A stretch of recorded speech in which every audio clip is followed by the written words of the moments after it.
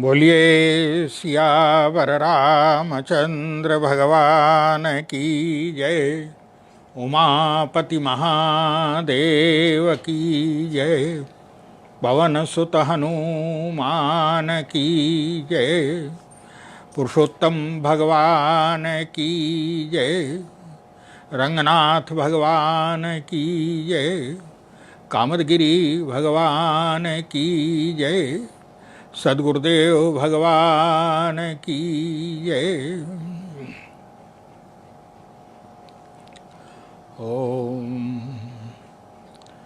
शांतं शाश्वतमप्रमेयमनघं निर्वाण शांतिप्रदं ब्रह्मा शम्भुफणीन्द्रसेव्यमनिशं वेदान्तवेद्यं विभुम् रामाख्यं जगदीश्वरं सुरगुरुं मायामनुष्यं हरिं वन्देऽहं करुणाकरं रघुवरं भूपालचूडामणिं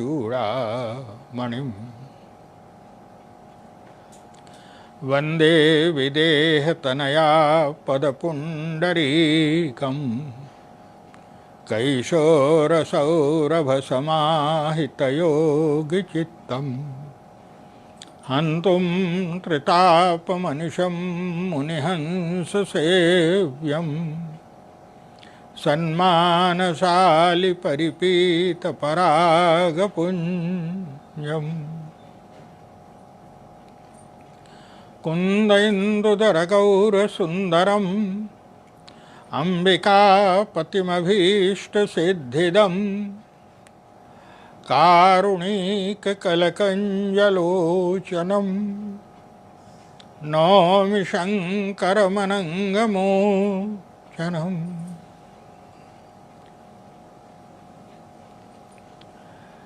यत्र यत्र रघुनाथकीर्तनं तत्र तत्र कृतमस्तकाञ्जलिं बाष्पवारि परिपूर्णलोचनं मारुतिं नमत राक्षसान्तकम्।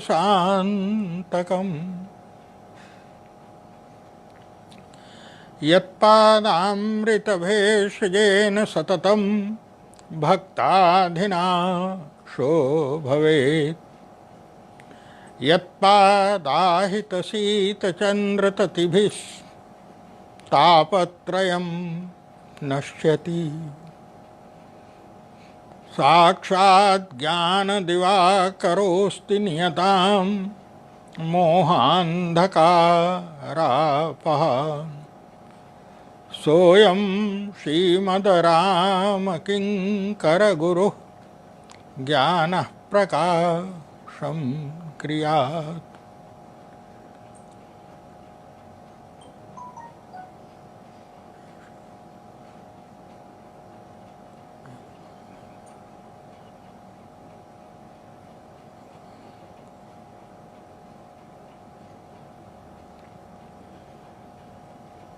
गुरुपदरज मृदुमञ्जुलयञ्जनु नयनयमीय दृगदोषविभञ्जनु तहि करि विमल विवेक विलोचन वर्णौ रामचरित भवमोचन। सद्गुरुदेव भगवान की जय। सर्वप्रथम अनंत महिमा में अनंत वात्सल्य में गुरुदेव भगवान के चरण कमलों में मैं अपना प्रणाम निवेदन करता हूँ। इस पवित्र अधिक मास पुरुषोत्तम मास में गुरुदेव भगवान ने कृपा करके ये राम कथा का जो निस्सरण हो रहा है गुरुदेव की कृपा से, जो विस्तार हो रहा है, ये निश्चित रूप से भगवान पुरुषोत्तम की कृपा, गुरुदेव भगवान की कृपा ये उन्हीं के चरणों में समर्पित है। कल आपके सामने चर्चा चली थी, भगवान अयोध्या से चल के गुरु विश्वामित्र के साथ पहले ताड़का का वध करते हैं।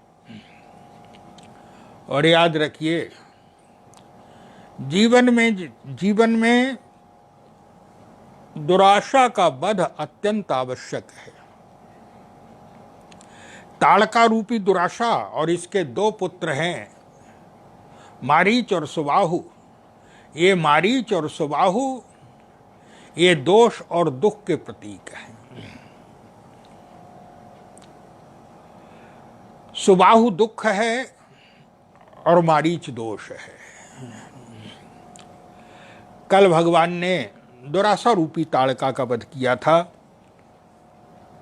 ताड़का का वध होने के पश्चात ऋषि विश्वामित्र ने वो सारे के सारे जो अपने अस्त्र शस्त्र जो कुछ भी है वो सर्वस्व समर्पण कर दिया। और याद रखिए कि किसी भी विद्या का, किसी भी वस्तु का की जो धन्यता है वो एकमात्र ईश्वर के चरणों में समर्पित होने में है, ईश्वर के प्रति समर्पित होने में है। अगर आपके पास कितने भी गुण क्यों न हो, लेकिन यदि आप में समर्पण की वृत्ति नहीं है तो वो गुण कभी धन्य नहीं हो सकते। इसलिए बोले महर्षि विश्वामित्र जैसा पुरुषार्थी महापुरुष, और उन्होंने बोले तब ऋषि निज नाथई जिय चीन्ही और विद्या निधि कह विद्या दीन्ही। सारे बोले आयुध सर्व समर्पित, जितने भी अस्त्र शस्त्र थे, दिव्यास्त्र थे, वो सब उन्होंने श्री राम के प्रति समर्पित कर दिए, ईश्वर के प्रति समर्पित कर दिए। और ऐसी अद्भुत विद्याएं दी जिनके लिए गोस्वामी जी महाराज कहते हैं, बोले विद्या विंदिका विद्या दीन्ही। वो जो विद्या थी आगे चलकर के जीवन में काम देंगी। और याद रखिए, गुरु केवल वर्तमान ही नहीं देखता है, बोले गुरु के द्वारा जो भी कार्य होता है, गुरु की दृष्टि जो है वो शिष्य के भविष्य की ओर भी है। गुरु विश्वामित्र ने ऐसी विद्याएं दी जिनसे गोस्वामी जी महाराज वर्णन करते हैं, बोले विद्या निधि कहाँ विद्या दीनी क्या, बोले जाते लाग न क्षुधा पिपासा और अतुलित बलतन तेज प्रकाशा। ऐसी विद्याएं अर्पित की जिनके द्वारा जो है वो भूख प्यास कुछ नहीं लगेगी, ना भूख लगती है ना प्यास लगती है। यही मोटी मोटी मुख्य समस्याएं हैं व्यक्ति के जीवन में, भूख और प्यास। लेकिन उन विद्याओं के द्वारा न भूख लगती है न प्यास लगती है, और साथ में बोले जब भूख नहीं लगेगी तो भोजन नहीं करेंगे, प्यास नहीं लगेगी तो पानी नहीं पिएंगे, और अगर भोजन और पानी नहीं लिया तो स्वाभाविक रूप से शरीर दुर्बल हो जाएगा, मुखमंडल की कांति जो है वो समाप्त हो जाएगी। लेकिन गोस्वामी जी महाराज कहते हैं कि नहीं नहीं, भूख और प्यास तो नहीं लगती है, लेकिन बोले शरीर की स्थिति कैसी रहती है, बोले जाते लाग न क्षुधा पिपासा और अतुलित बलतन तेज प्रकाशा। मुखमंडल की जो है वो अद्भुत जो है कांति बढ़ती चली जाती है।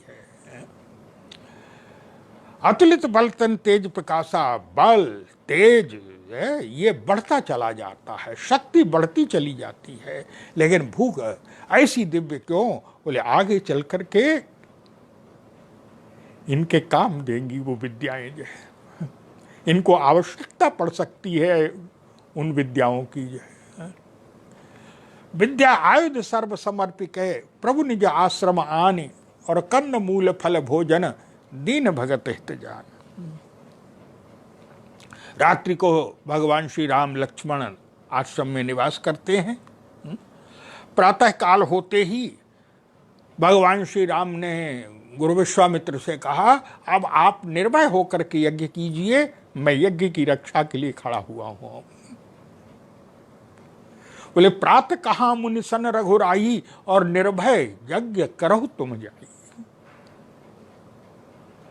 अब आप निर्भय हो जाइए।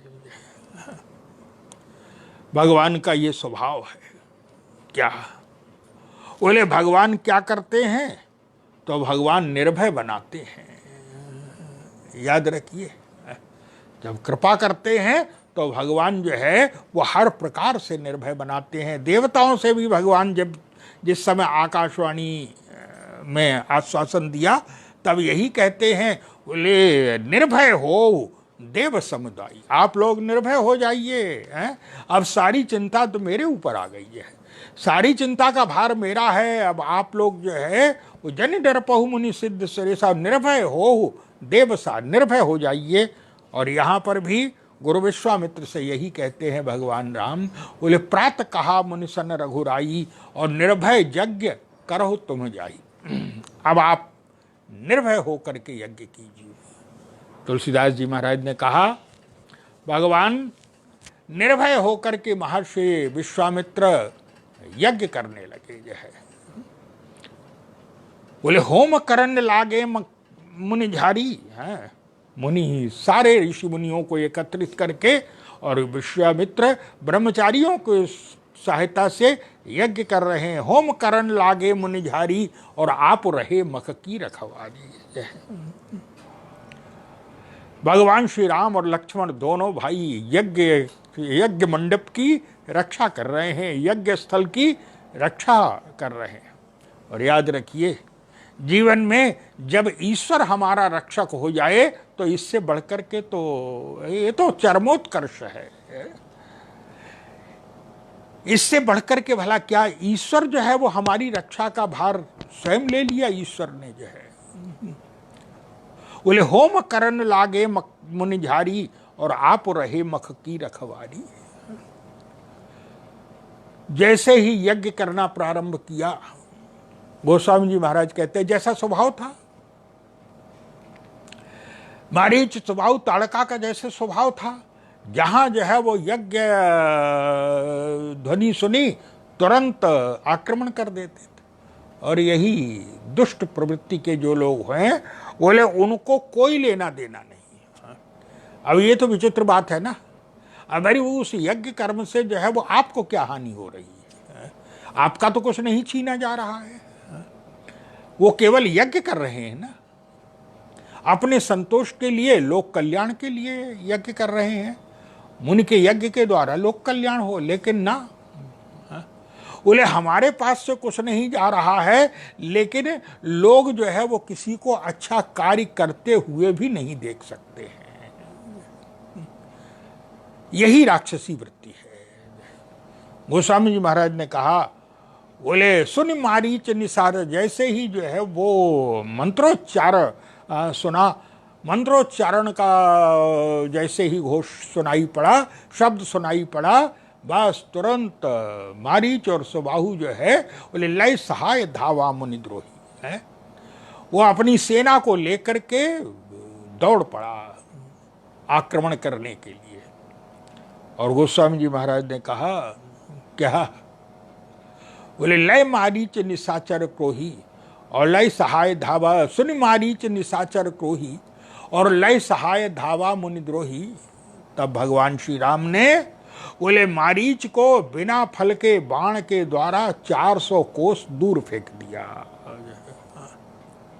मारीच स्वयं कहता है, क्या? बोले बिना फल का बाण मारा था उन्होंने, और मेरी दशा क्या हुई?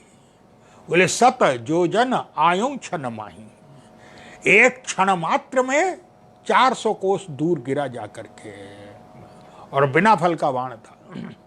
फल का मार दिया होता तो मृत्यु ही निश्चित थी,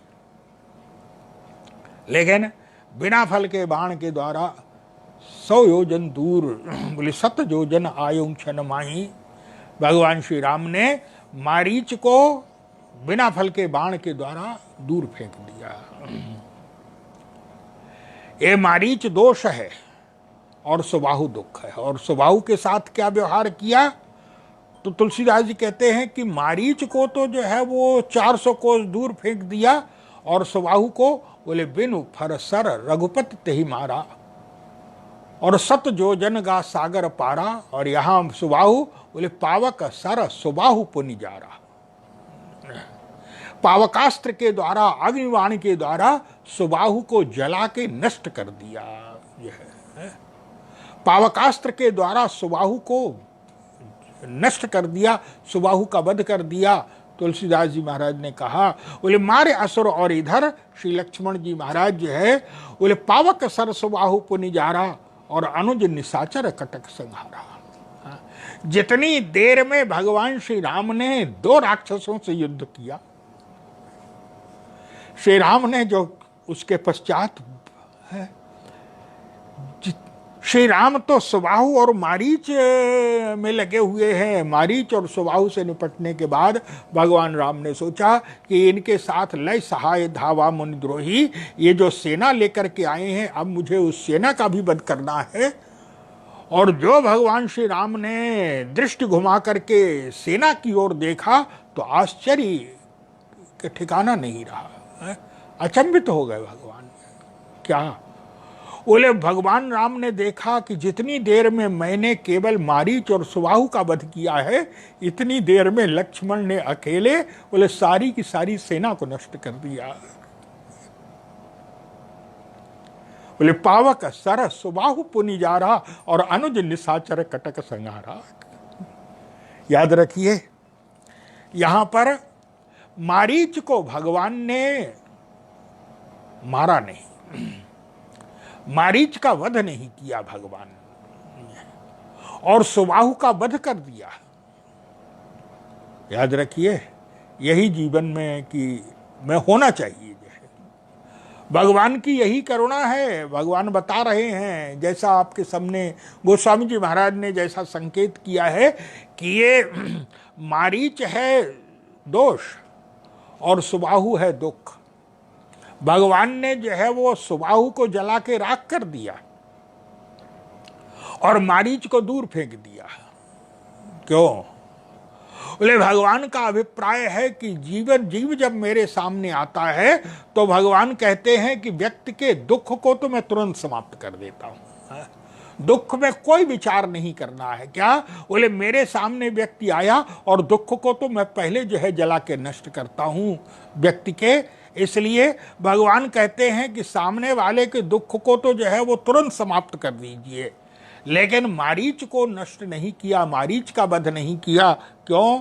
बोले मारीच सीधा सा अभिप्राय है कि मारीच है दोष, और प्रभु का अभिप्राय है कि दोषी व्यक्ति को जो है वो एक बार अवसर मिलना चाहिए कि तुम चाहो तो अभी भी सुधर सकते हो, अभी भी अपने जीवन में परिवर्तन कर सकते हो। इसलिए दोषी व्यक्ति को जो है उसके साथ, दोनों के साथ व्यवहार में अंतर होना चाहिए। क्यों? बोले दोषी व्यक्ति को आप एक मौका तो दीजिए कि भाई किसी प्रकार से अगर अपने में बदलाव ला सके, अगर अपने में बदलाव ला सके तो इससे बढ़कर के कोई बात हो ही नहीं सकती है। इसलिए भगवान श्री राम ने बोले दुख को जला करके पावकास्त्र के द्वारा सुबाहु को जला करके नष्ट कर दिया, और दोष रूपी जो मारीच है उसको भगवान श्री राम ने दूर एक मौका दिया, एक अवसर दिया कि नहीं नहीं अभी तुम्हारा वध नहीं करेंगे, मैं चाहता हूं कि तुम्हें एक अवसर मिले और तुम अपने को बदल सकते हो तो बदल लो अपने को। तुलसीदास जी ने महाराज ने स्पष्ट लिखा, क्या? बोले मारे असुर द्विज निर्भयकारी, और अस्तुति करहि देव मुनि झारी। देवता मुनि सब जो है वो भगवान की स्तुति कर रहे हैं। भगवान ने प्रथम दिन ही विश्वामित्र जी के जो है वो सारे के सारे संकट समाप्त कर दिए। याद रखिए, ईश्वर की कृपा जब जीवन में होती है तो भगवान की कृपा जब हमारे ऊपर होती है तो भगवान हमारे दोष दुख है, बोले दोषों में भगवान बदलाव लाने की चेष्टा करते हैं, दुख को नष्ट करते हैं, संकटों को समाप्त कर देते हैं भगवान। बोले मारे असुर द्विज निर्भयकारी, और अस्तुति करहि देव मुनि झारी। बोले तह पुनि कछुक दिवस रघुराया, और रहे कीन्ह विप्रन परदाया। भगवान वहां पर कुछ दिन रहते हैं, और कुछ दिन रहते हैं ऋषि मुनियों के बीच में। भगवान गोस्वामी जी कहते हैं कि गुरु विश्वामित्र जो है वो नित्य नई पुराणों की कथाएं सुनाते हैं। बोले भगत है तो बहु कथा पुराना, और कहे विप्र यद्यप प्रभु जाना। यद्यप भगवान तो जाकी सहज श्वास श्रुतिचारी, वेद तो जिसके जो है वो श्वास है, भला उनके लिए कुछ सीखना है क्या? लेकिन नहीं। विश्वामित्र जी कथा सुनाते हैं, और कथा सुनाने का अभिप्राय है क्योंकि विश्वामित्र का तात्पर्य है कि इनको सामने वाला अगर हमारा अतिथि है तो स्वाभाविक रूप से अतिथि को जो प्रिय हो, जैसा व्यवहार प्रिय हो, वैसा व्यवहार करना चाहिए अतिथि के साथ, जिस प्रकार से जो उसको पसंद हो। और भगवान को, बोले भगवान को जो है वो कथा वार्ता ऋषि मुनि ये अत्यंत, और यहाँ तो ऋषि मुनि ही है विश्वामित्र जी के साथ, ऋषि मुनि हैं, विद्यार्थी हैं, ब्रह्मचारी हैं। भगवान को तो जो है वो ऋषि मुनि, अत्यंत ऋषि मुनियों के बीच में भगवान को बहुत अच्छा लगता है। चित्रकूट में भी भगवान रहते हैं तो भगवान कहाँ बैठते हैं? बोले जहाँ बैठे मुनिगण सहित नित्य सिय राम सुजान। नित्य नियम बना लिया है कि नित्य ऋषि मुनियों के बीच में जो है भगवान राम सुशोभित होते हैं। भगवान को ऋषि मुनि बहुत प्रिय हैं। ऋषि मुनियों के बीच में बैठ करके आनंद प्राप्त होता है भगवान को जो है। मुनि समूह मह बैठे सन्मुख सब की ओर, शरद इंदु तन चितवत मानहु निकर चकोर। बोले जहां बैठे मुनिगण सहित नित्य सिय राम सुजान, सुनहि कथा इतिहास सब आगमन सब इतिहास प्रभु आगमन निगम पुराण। भगवान बहुत दिनों तक वहाँ रहते हैं, और रहने के पश्चात अचानक एक दिन की बात है, गुरु विश्वामित्र ने कहा, राम हम लोगों को अब जनकपुर चलना चाहिए। जनकपुर लेकर के चले गए। अब यहाँ पर थोड़ा सा जो है वो विश्वामित्र जी महाराज का कार्य अटपटा दिखाई पड़ता है। यद्यपि याद रखिए महापुरुषों का कोई कार्य अटपटा नहीं होता है, अटपटा होता नहीं है, अटपटा दिखाई पड़ता है। और दिखाई क्यों पड़ता है? बोले हमारी दृष्टि अटपटी है। हम जिन आंखों से, ये भी तो अलग अलग आंख भी तो अलग अलग होनी चाहिए ना भाई, हर वस्तु को देखने के लिए। हम जिन वस्तुओं को, जिन कार्यों को, जिन घटनाओं को हम सांसारिक, जिन आंखों से हम सांसारिक घटनाओं को देखते हैं, संसार को देखते हैं, लोक को देखते हैं, हमारा दुर्भाग्य ये है कि हमारी कमजोरी ये है, हमारी कमी ये है, हम उन्हीं दृष्टि से, उसी दृष्टि से हम अलौकिक को भी, जिससे लौकिक को देखेंगे उसी से अलौकिक को भी देखते हैं। और याद रखिए महापुरुषों का कोई कार्य लौकिक नहीं होता है। लौकिक है क्यों? बोले हमारी दृष्टि लौकिक है, हम उसी दृष्टि से देखते हैं। लेकिन महापुरुषों के बोले प्रत्येक कार्य में कोई न कोई उद्देश्य छिपा होता है, कोई न कोई अलौकिकता छिपी होती है महापुरुषों की।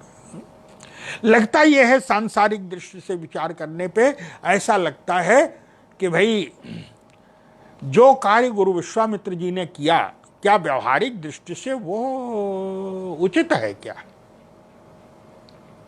क्यों? यही तो कहा था महाराज श्री दशरथ से, यही तो कहा था विश्वामित्र जी ने मांगते हुए दोनों भाइयों को। बोले अनुज समेत देहु रघुनाथा, महाराज असुर समूह सता वही मोही, और मैं जाचन आयो नृपद्रोही। दुष्ट राक्षस जो है मुझे सताते हैं, मैं आपसे मांगने आया हूं। क्या? बोले अनुज समेत देहु रघुनाथा, निश्चर बध में होब सनाथा। आप छोटे भाई के सहित राम को दे दीजिए, ये राक्षसों का वध करेंगे, मैं सनाथ हो जाऊंगा। तो लाए हैं अपने यज्ञ की रक्षा कराने के लिए और राक्षसों का वध कराने के लिए। तो भाई जो आश्वासन, जो वचन दे करके आप लाए हैं, राम और लक्ष्मण ने जो है वो राक्षसों का वध तो कर दिया। अब जब राक्षसों का वध, आपका कार्य पूर्ण हो गया, तो उचित यह था कि आप दोनों भाइयों को महाराज श्री दशरथ के पास पहुंचा देते कि जो है मेरा कार्य पूर्ण हो गया, मैंने जो आपसे मांगा था आपके स्नेह से वो कार्य आपके पुत्रों ने यथावत पूर्ण कर दिया, मेरा कार्य। राम और लक्ष्मण को श्री अवध पहुंचा देते, लेकिन ना, बोले पहुंच गए जनकपुर, जनकपुर लेकर के चले गए। अब जब जनकपुर लेकर के चले गए तो सोचिए, वैसे भी राजकुमार हैं, और जब राजकुमार हैं तो राजकुमार को और किसी राजा के यहां से कोई निमंत्रण तो आया नहीं है। किसी राजा, हाँ, विश्वामित्र जी को निमंत्रण जरूर आया था, विश्वामित्र जी को निमंत्रण आया था। निमंत्रण तो आपको आया है, और राजकुमार हैं, राजकुमारों को बिना निमंत्रण के लिए चले गए। ये तो बात कुछ सांसारिक दृष्टि से अटपटी लगती है, लेकिन क्यों गए तो वहां बड़ी विचित्र बात है, वहां बड़ा अद्भुत शब्द है। आप उठा करके देखेंगे तो ये कथा आती है, ये चर्चा भी चली थी कि जिस समय गुरु विश्वामित्र ने मांगा राम लक्ष्मण दोनों भाइयों को, तो प्रारंभ में विश्वामित्र जी को महाराज श्री दशरथ ने साफ मना कर दिया कि राम देते नहीं बने गोसाई, राम को तो मैं नहीं दे सकता जो है। लेकिन वशिष्ठ जी ने समझाया, बोले तब वशिष्ठ बहुविधि समझावा। वशिष्ठ जी ने समझाया, और समझाने का अभिप्राय क्या था, कई प्रकार से, बहुविधि, बहुत प्रकार से समझाया। उनमें एक प्रकार ये भी था, राजन आपको पता है आपको पुत्र नहीं था? बोले हाँ नहीं था। कैसे मिला? बोले आपकी कृपा से। गुरु वशिष्ठ ने कहा मेरा स्नेह तो तुम्हारे प्रति है, लेकिन याद रखिए क्या, बोले मैंने भी जो है श्रृंगी ऋषि को बुला करके पुत्र कामेष्टि यज्ञ कराया था, और यज्ञ में आपने देखा था कि अग्निदेव खीर का पात्र लेकर के प्रकट हुए थे। जो पुत्र है ये यज्ञ से प्राप्त हुआ है, आपको याद रखिएगा, ये पुत्र यज्ञ से प्राप्त हुआ है। तो याद रखिए क्या, बोले यज्ञ, पुत्र तो यज्ञ का है, यज्ञ से प्राप्त हुआ तो पुत्र यज्ञ का है। और आज अभिप्राय था क्या राजन, बोले यज्ञ का पुत्र है, और आज विश्वामित्र यज्ञ की रक्षा के लिए ही तो आए हुए ना, है? यही तो कह रहे हैं कि मेरा जो है वो यज्ञ पूर्ण नहीं करने देते हैं, यज्ञ की रक्षा के लिए ही। और ये कहा, बोले यज्ञ का पुत्र है और यज्ञ पर संकट आया हुआ है, और पुत्र आप अपने पास रखे रहेंगे, जो है पुत्र आपके घर में बैठा रहेगा, जो है पिता पर संकट है, यज्ञ पर संकट है, और यज्ञ का पुत्र है, और उस पिता की सहायता नहीं करेगा जाकर के। क्यों? गुरु वशिष्ठ का अभिप्राय था पुत्र आपका नहीं है, पुत्र तो यज्ञ का है, और यज्ञ का पुत्र है, इसलिए यज्ञ की सेवा में पुत्र को देना जो है ये तो पुत्र का, पिता का अधिकार है, यज्ञ का अधिकार है? आप मना कैसे कर सकते हैं उसमें? पुत्र यज्ञ का है। और यहां पर गुरु विश्वामित्र जो है वो क्यों लेकर के चले गए, इसलिए ठीक शब्द वही है यहां पर भी, यहां पर शब्द वही है। और शब्द क्या, बोले स्वयंवर। वैसे तो सीता जी के स्वयंवर था, लेकिन स्वयंवर शब्द नहीं, विश्वामित्र जी ने जो शब्द कहा है वो बड़ा सुंदर है। क्या, ये नहीं कहा कि चलो वहां पर स्वयंवर होने वाला है ना, शब्द है राम हम लोगों को जनकपुर चलना चाहिए। जनकपुर में क्या है, तो विश्वामित्र जी का शब्द वही था कि वहां पर भी एक यज्ञ हो रहा है, शब्द है विश्वामित्र जी का, और वो शब्द यही है, बोले धनुष यज्ञ सुनि रघुकुल नाथा और हर्ष चले मुनिवर के साथा। वहां पर एक यज्ञ हो रहा और वहां यज्ञ का नाम दिया धनुष यज्ञ है। बोले धनुष यज्ञ सुनि रघुकुल नाथा, और विश्वामित्र जी का अभिप्राय था, राम बोले तुम तो यज्ञ के पुत्र हो, तो जहां जहां यज्ञ पर संकट है वहां पर जाना जो है तुम्हारा कर्तव्य है। तुम्हें जो है वो पिता से पूछने की आवश्यकता नहीं है। क्यों? बोले पिता तो यज्ञ है तुम्हारे, यज्ञ देवता के पुत्र हो तुम तो जो है। इसलिए शब्द था विश्वामित्र जी का, बोले धनुष यज्ञ सुनि रघुकुल नाथा और हर्ष चले मुनिवर के साथा। सीधा सा अभिप्राय है क्या? बोले यज्ञ कर्म वही है जिसके लिए कहा गया है, बोले जो भी कार्य परोपकार की भावना से किया जा रहा है वो प्रत्येक कार्य यज्ञ कार्य है। और यज्ञ कार्य में तुम्हारे पिता से पूछने की जो है उनसे कोई आवश्यकता नहीं है। बोले धनुष यज्ञ सुनि रघुकुल नाथा और हर्ष चले मुनिवर के साथा। गुरु विश्वामित्र के साथ भगवान श्री राम लक्ष्मण जा रहे हैं, ऋषि मुनि ब्रह्मचारी विद्यार्थी भी चले जा रहे हैं। हमारे यहां वर्णन तो यह आया है कि कई हजार ऋषि मुनियों को लेकर के गए हैं। भाई जब चलती थी उनके साथ तो विश्वामित्र जी महाराज बहुत बड़े महापुरुष हैं, सबको लेकर के जा रहे हैं।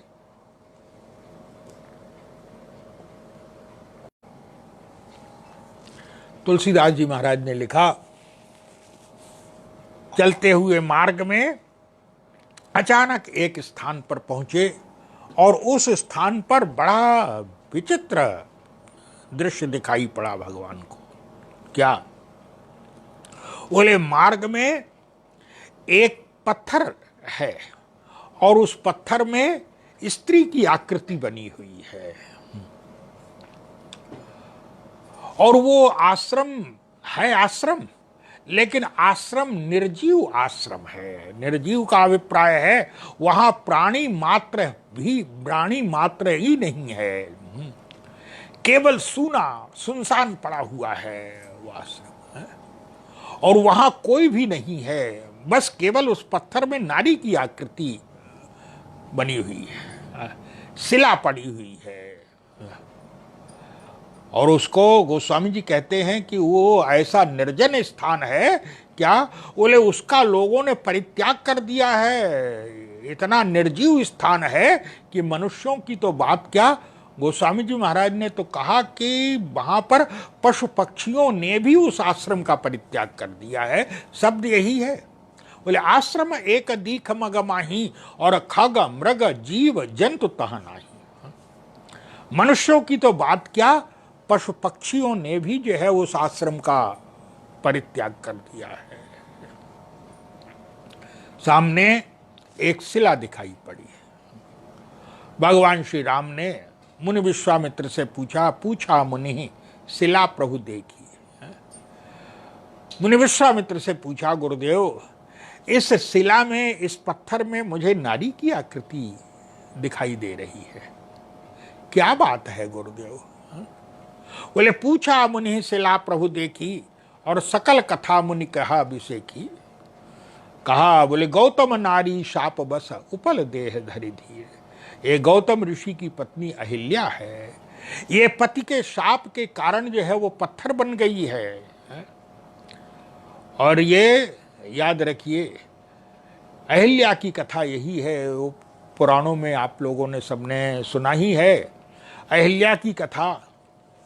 उस कथा में कथा इतनी सी है अहिल्या की, और याद रखिए ये अहिल्या की कथा बड़ी महत्वपूर्ण है हमारे आपके जीवन में।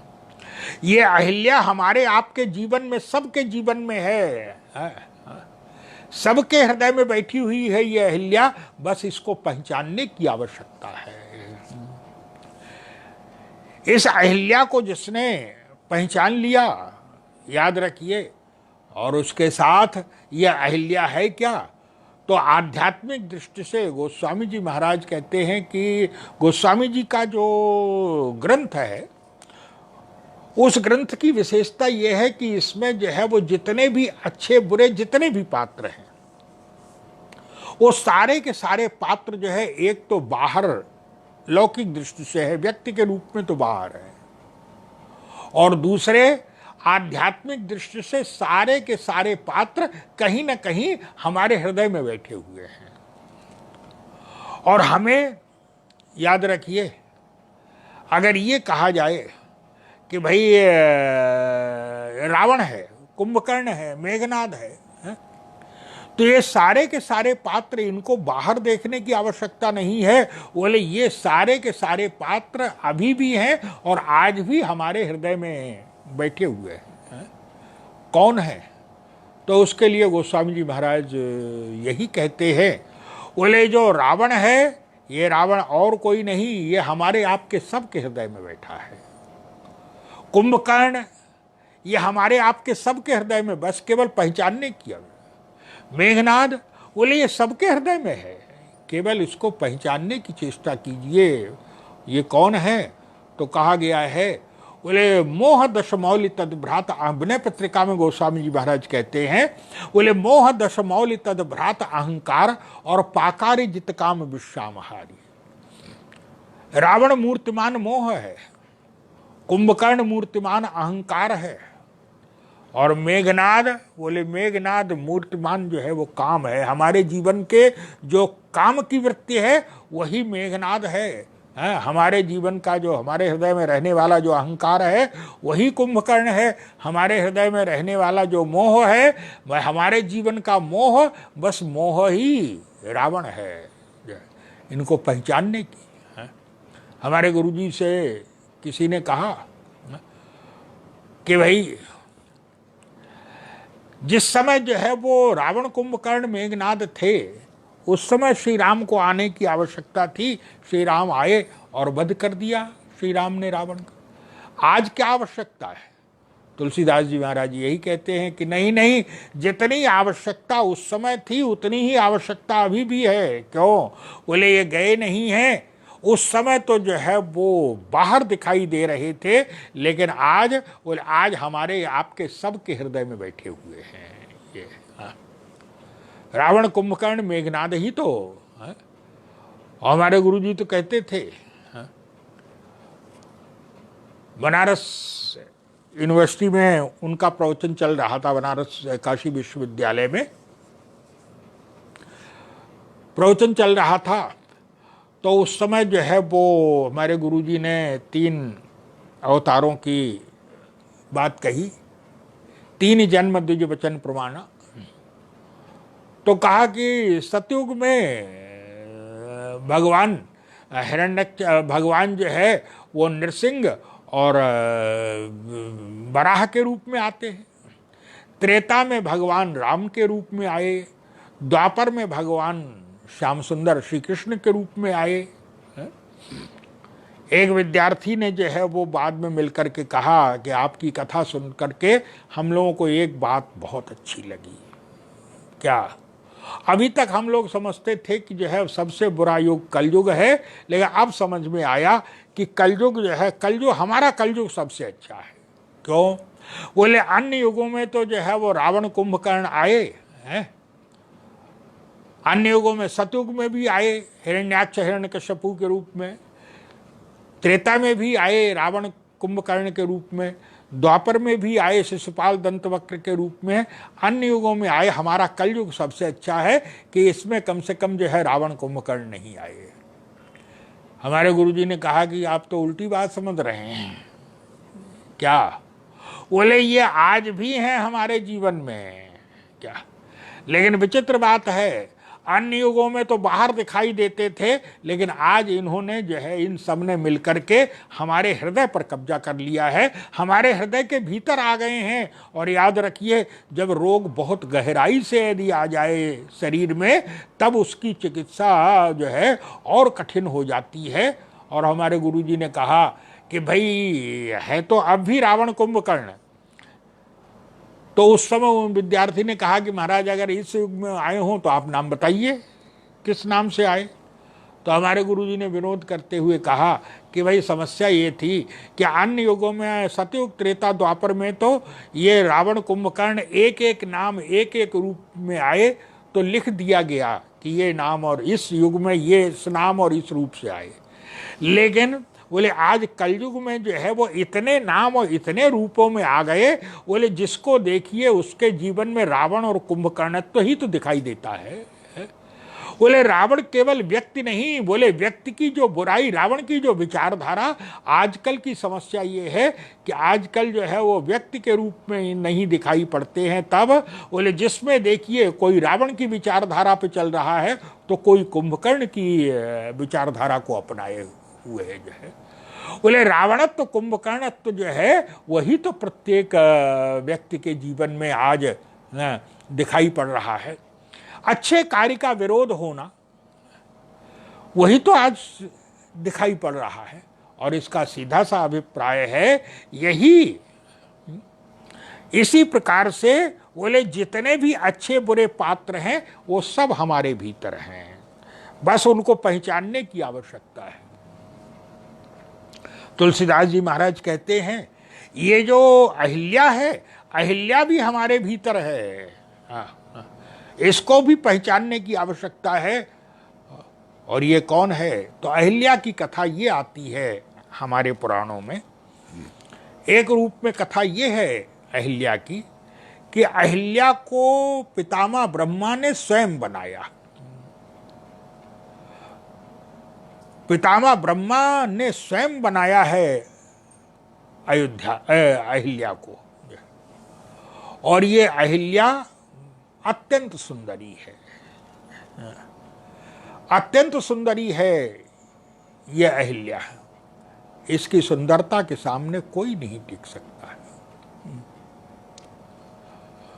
और याद रखिए जीवन में जो है ये अहिल्या से बढ़कर के सुंदरी कोई नहीं है। क्यों? ये अहिल्या कौन है? तो इस अहिल्या को जो है वो गोस्वामी जी महाराज कहते हैं कि वे व्यक्ति के जीवन में जब राम नाम भगवान आते हैं तब क्या करते हैं? बोले राम एक तापस तिय तारी। श्री राम ने तो एक तपस्वी गौतम ऋषि की पत्नी अहिल्या का उद्धार किया। और राम नाम भगवान जब आते हैं तब बोले राम एक तापस तिय तारी और नाम कोटि खल कुमति सुधारी। नाम भगवान जब कृपा करते हैं तो वो जो है ये कुमति का संहार कर देते हैं, कुमति को सुधार देते हैं, नष्ट ही नहीं करते हैं पूरा। तब बोले उसका मार्ग बदल देते हैं, उसको सुधार देते हैं, परिवर्तन कर देते हैं उसके जीवन को। बोले नाम कोटि खल कुमति सुधारी, वो जो बिगड़ी हुई थी है उसके जीवन को जो है वो संतुलित कर देते हैं। बोले नाम को, ये अहिल्या कौन है? बोले अहिल्या हमारे आपके जीवन में जो बुद्धि है, बोले बुद्धि ही मानो अहिल्या है। और जिस समय पितामह ब्रह्मा ने अहिल्या को बनाया, अहिल्या से बढ़कर के सुंदर कोई नहीं था। अद्भुत सौंदर्य। और याद रखिए आज भी जीवन में जो है वो बुद्धि से बढ़कर के सुंदर कोई नहीं है। जीवन में सच्चा सौंदर्य जो है वो तो सौंदर्य तो बुद्धि में है। क्यों?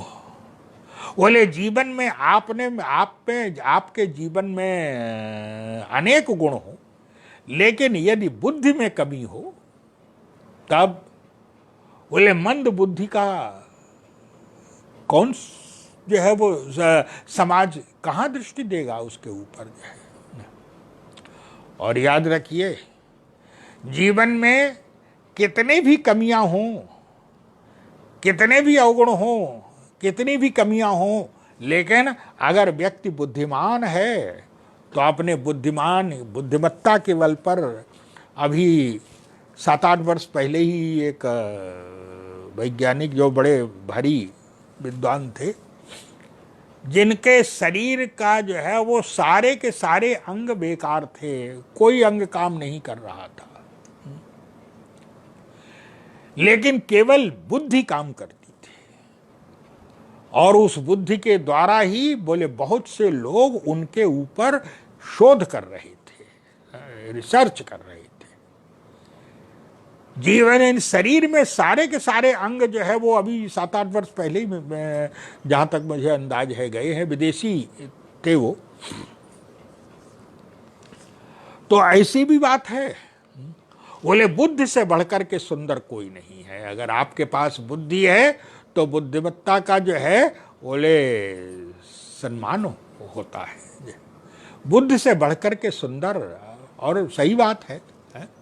आज व्यक्ति जो है वो चंद्रमा पर पहुंच चुका है, चंद्रमा पर जो है वो पहुंच चुका है, आगे दूसरे लोकों में जाने की योजना चल रही है। और ये जो सैटेलाइट वगैरह जो बन, उपग्रह वगैरह जो बन रहे हैं, ये सब बुद्धि की ही तो देन है, बुद्धि की ही तो देन है ये सब जो है। तो जीवन में बोले बुद्धि से बढ़कर के सुंदर कोई नहीं है। ब्रह्मा ने इस बुद्ध रूपी अहिल्या का निर्माण किया, और जब बुद्ध रूपी अहिल्या का निर्माण किया तो इंद्र को ये आशा थी कि अहिल्या पितामह ब्रह्मा मुझे समर्पित करेंगे, अहिल्या का विवाह मुझसे करेंगे, मुझे सौंपेंगे।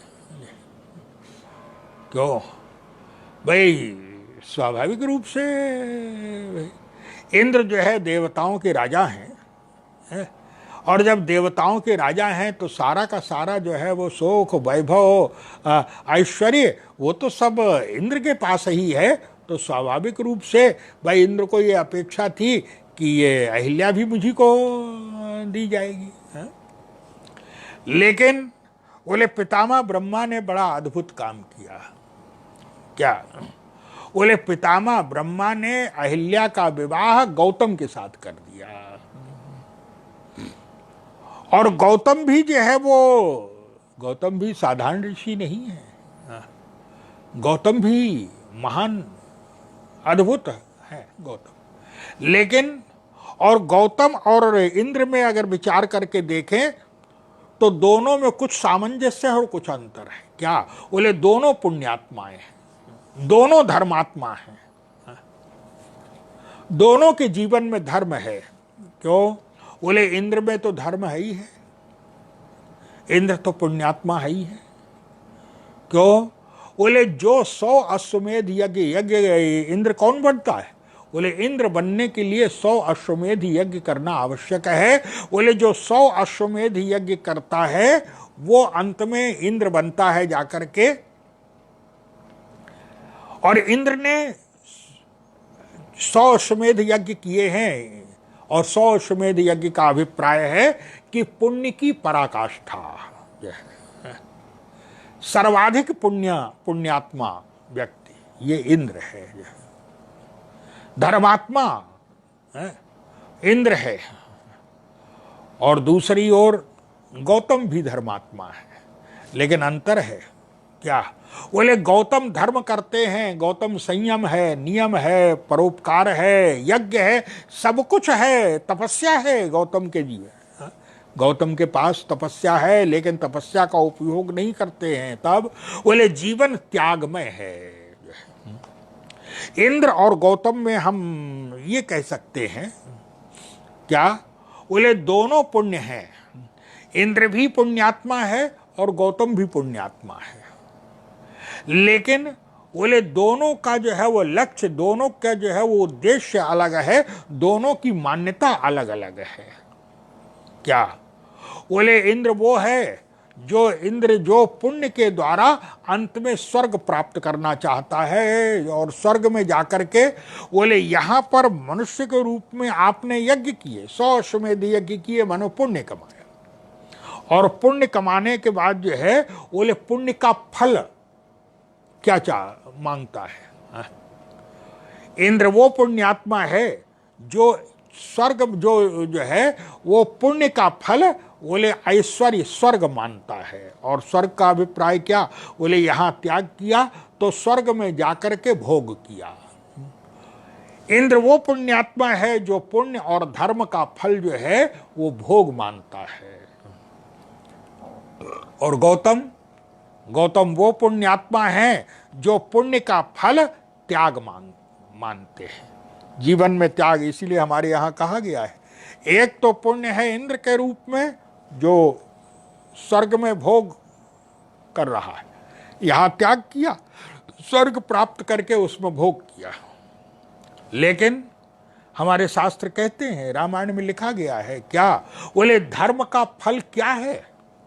हाँ, धर्म का फल वो भी है, लेकिन बोले जो विशिष्ट होते हैं वो धर्म का फल क्या मानते हैं। तो रामायण में कहा गया है, बोले धर्म ते विरति, धर्म का फल वैराग्य मानते हैं। बोले धर्म का फल वैराग्य मानते हैं, धर्म का फल भोग नहीं मानते। तो गौतम वो हैं जो धर्म का फल वैराग्य मानते हैं, त्याग मानते हैं, और इंद्र वो है जो धर्म और पुण्य का फल भोग मानता है। तो स्वाभाविक रूप से इंद्र के मन में ये था कि ये अहिल्या मुझे दी जाएगी, लेकिन ब्रह्मा ने उस अहिल्या को सौंप दिया, किसको, बोले गौतम को सौंप दिया। और गौतम को क्यों सौंप दिया, दोनों ही धर्म है इंद्र और गौतम, लेकिन बोले इंद्र को ना सौंप, इंद्र वो है जो धर्म के द्वारा भोग मांगता है, धर्म का फल भोग मानता है, और गौतम बोले धर्म का फल वैराग्य मानते हैं।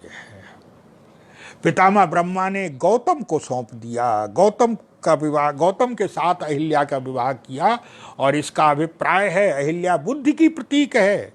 मानो पितामह ब्रह्मा ने बुद्धि से कहा क्या, बोले तुम्हें अपने जीवन में जो है वो भोग का नहीं, तुम्हें त्याग और वैराग्य का अनुकरण करना चाहिए। त्याग और वैराग्य जो है, जो मार्ग दिखा दे रहे हैं, त्याग और वैराग्य के मार्ग पर चलो, त्याग और वैराग्य का अनुकरण करना चाहिए, तुम्हें बोले भोग का अनुकरण नहीं करना चाहिए।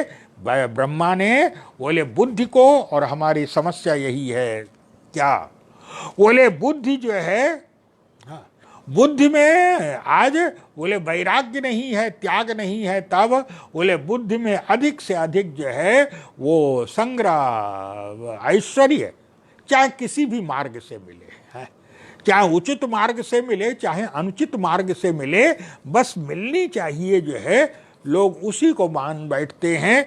इसलिए बुद्धि का जो अर्थ है, ब्रह्मा कहते हैं बुद्धि से कि तुम्हें सर्वदा त्याग का अनुगमन करना चाहिए, तुम्हें भोग और संग्रह का अनुगमन नहीं करना चाहिए। विवाह कर दिया गौतम के साथ, लेकिन इंद्र के मन में एक पाने की इच्छा जो है, और तब कहा जाता है कि इंद्र ने जो है एक अनुचित अमर्यादित ढंग का कार्य किया। कहा जाता है कि, और यही विचित्रता है क्या, बोले ये कार्य गौतम के द्वारा नहीं हो सकता था जो इंद्र के द्वारा कार्य हुआ। क्यों, बोले प्राप्त करने के लिए इंद्र ने अनुचित मार्ग का प्रयोग किया, अनुचित मार्ग का आश्रय लिया। और याद रखिए, जो भोगवादी व्यक्ति होता है, जो भोगी व्यक्ति होता है, वो तो सोचता है कि भाई बस तो हमें प्राप्त होनी चाहिए, चाहे उचित मार्ग से, और उचित से न मिले तो अनुचित मार्ग पे भी व्यक्ति जो है वो चल, लेकिन बोले प्राप्त होना चाहिए। यही अगर आप भोग को ही जो है सर्वस्व मान लेंगे तो आपका मार्ग भटक सकता है, आप गलत मार्ग पर भी जा सकते हैं। लेकिन गौतम के जीवन में कभी अमर्यादा नहीं आ सकती है, जो है जिसने त्याग में जीवन स्वीकार किया है, कभी अमर्यादा नहीं आ सकती। और तब वर्णन आया है कि एक दिन इंद्र ने, गौतम का नियम था कि प्रातः काल ब्रह्म मुहूर्त में नदी में स्नान, पवित्र नदी में स्नान करने जाते थे। इंद्र ने अपनी माया के द्वारा कुछ ऐसा कार्य कर दिया, ऐसा प्राकृतिक जो है वो दृश्य उपस्थित कर दिया कि आधी रात के समय गौतम को ब्रह्म मुहूर्त का प्रातः काल 4 बजे का अनुभव होने लगा। गौतम उठे और गौतम जो है वो नदी में स्नान करने चल दिए जो है। और जब गौतम नदी में स्नान करने गए, लेकिन समय तो हुआ नहीं था, तब नदी ने कहा,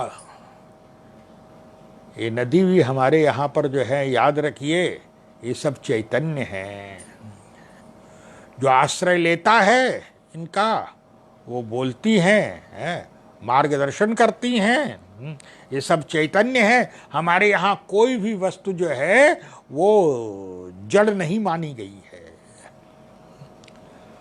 विज्ञान तो जो है वो जड़ मानता है, लेकिन हमारे यहाँ कोई भी बड़ी वस्तु जड़ नहीं मानी गई है। तब बोले हमारे यहाँ यही, बोले प्रत्येक वस्तु में चैतन्यता का प्रकाश है, लेकिन चैतन्यता का प्रकाश होते हुए जो है वो प्रत्येक व्यक्ति में हमारे यहाँ जो कहा गया है, बोले चैतन्यता का प्रकाश है, लेकिन जो भौतिक विज्ञानी है उसकी दृष्टि अपनी अलग होती है।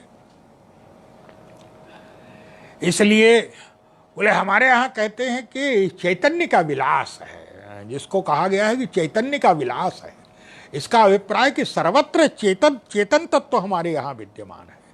नदी ने कहा गौतम से, पुत्र तुम्हारे साथ छल किया गया है, और जब छल किया गया है तुम्हारे साथ, अभी समय नहीं हुआ है, लौट करके आए। इस बीच में जब वो नदी में स्नान करने गए थे, इस बीच में इंद्र गौतम का वेश बना करके आया और अहिल्या को प्राप्त कर लिया।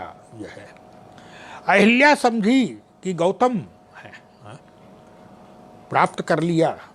और कहा जाता है कि उधर से गौतम लौट करके आए, जिस समय वो आश्रम में प्रवेश किया उसी समय उनको जो है अपने ही समान आकृति रूप रंग वाला जो है वो व्यक्ति, वो इंद्र था, दिखाई पड़ा। तो तुरंत जो है वो उन्होंने अहिल्या को शाप दिया कि जा पत्थर हो जा तू, और इंद्र को शाप दिया कि जा तेरे शरीर में 1000 छिद्र हो जाएंगे। अहिल्या रोने लगी। जब ये सारी, अहिल्या का दोष नहीं था, लेकिन अहिल्या को जो है वो भ्रम में डाल करके अहिल्या के साथ छल किया गया था। लेकिन शाप जब दे दिया तो यहाँ पर प्रश्न उठता है कि भाई शाप, गलती तो, अनर्थ तो इंद्र ने किया था, अहिल्या को तो पता नहीं था, लेकिन गौतम ने अहिल्या को क्यों शाप दे दिया? तो सीधा सा अभिप्राय है, बोले अहिल्या को शाप इसलिए दे दिया, क्यों? बोले गौतम का अभिप्राय था कि अगर तुम हो बुद्धि, याद रखिए अहिल्या बुद्धि है, और बुद्धि को हमेशा चैतन्य होना चाहिए, बुद्धि को चैतन्य रहना चाहिए। अगर बुद्धि जो है जरा सी असावधान हो गई तो याद रखिए, हमारे यहाँ कहा जाता है ना, सावधानी हटी और दुर्घटना घटी। अगर बुद्धि, और अगर बुद्धि कहीं, बुद्धि अगर कहीं थोड़ी सी भी असावधान हो गई, तब अहिल्या, अभिप्राय था गौतम का, क्या वह अहिल्या कह सकती है कि आपके रूप में आया, लेकिन गौतम का अभिप्राय है मेरे रूप में आया, लेकिन अगर तुम चैतन्य होती, क्या बोले तुम देख रही हो, हमारा तुम्हारा इतना लंबा जो है वो समय हो गया विवाह के लिए, और मेरे जीवन को तुम देख रही हो। मैं प्रातः काल उठ करके और गंगा स्नान करने के लिए जाता हूँ, नदी में स्नान करने के लिए जाता हूँ, तुम्हारे सामने मैं गया था, और तुम्हारे सामने मैं गया, लौट करके अगर इंद्र भी आया और इस तरह के प्रस्ताव किया तो तुम्हें ये तो होना चाहिए था। क्या बोले तुम कह सकती थी कि महाराज आप गंगा में स्नान करने के लिए गए थे, है। और मार्ग से जो है गंगा स्नान करने की अपेक्षा जो है गंगा स्नान के समय, ब्रह्म मुहूर्त के समय महाराज जीवन भर आपने जो है तपस्या की है, आपने ध्यान किया है, आपने त्यागमय जीवन व्यतीत किया है, संयम नियम पूर्वक जीवन व्यतीत किया है, और आज आप इस तरह का प्रस्ताव जो है वो कर रहे हैं। तुमने नहीं किया, इसका अभिप्राय है कि तुम जो है वो चैतन्य नहीं थी। है, लोग कहते हैं ना, बुद्धि जब कम हो तो लोग कहते हैं कि जब समझ में नहीं आए, सामने वाला इसको सही निर्णय नहीं करता है, तो कहते हैं कि तुम्हारी बुद्धि पे तो पत्थर पड़ गए हैं। पत्थर पड़ने का अभिप्राय, कि पत्थर का अभिप्राय है कि जड़ता। अभिप्राय था गौतम का क्या, बोले पत्थर हो जाओ का अभिप्राय है, बोले तुम्हारे जीवन में वस्तुतः जो होना चाहिए था तुमने जो है वो ध्यान नहीं दिया। और याद रखो, बोले बुद्धि पर पत्थर तो पहले पड़ गया था, जड़ता तो तुम्हारे जीवन में, जब तुम इतने दिन से जानते हुए भी और जब तुम निर्णय सही नहीं कर पाई और तुमने उसको स्वीकार कर लिया, इसका सीधा सा अभिप्राय है बोले तुम्हारी बुद्धि जो है वो तो जड़ हो ही गई थी, जो है पत्थर तो हो ही गई थी, पत्थर तो पड़ी गए थे। बोले अभी तक जो है वो ऊपर से पत्थर जो है भीतर से पत्थर हो गई थी, और अब बोले अब तुम पत्थर हो जाओ। क्यों? बोले अब भीतर बाहर एक जैसी। लेकिन कहा, जब अहिल्या ने प्रार्थना की तो कहा चिंता मत करो। क्या? बोले जब भगवान के चरण जो है वो तुम्हारा स्पर्श करेंगे तो तुम फिर से चैतन्य हो जाओगी। इसका सीधा सा अभिप्राय है, बोले बुद्धि को हमेशा जो है वो त्याग का समर्थन करना चाहिए, त्याग में जीवन स्वीकार करना चाहिए, बुद्धि को कभी भी। इसलिए ये बुद्धि रूपी अहिल्या पत्थर हो गई है। और ये पत्थर जो है वो किस तरह से भगवान राम के चरणों का स्पर्श जब होता है तो ये पुनः जो है वो चैतन्य हो जाती है। इसका कैसे जो है चैतन्य होती है और आगे की क्या कथा है वो चर्चा जो है वो पुनः कल। आज इतना ही। बोलिए सियावर रामचंद्र भगवान की जय, उमापति महादेव की जय, पवन सुत हनुमान की जय, पुरुषोत्तम भगवान की जय, रंगनाथ भगवान की जय, कामदगिरी भगवान की जय, सद्गुरुदेव भगवान की जय।